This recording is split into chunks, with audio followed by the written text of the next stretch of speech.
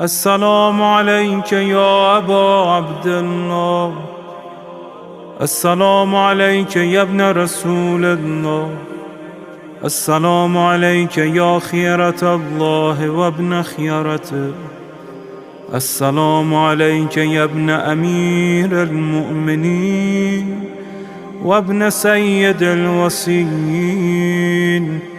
السلام عليك يا ابن فاطمة سيدة نساء العالمين.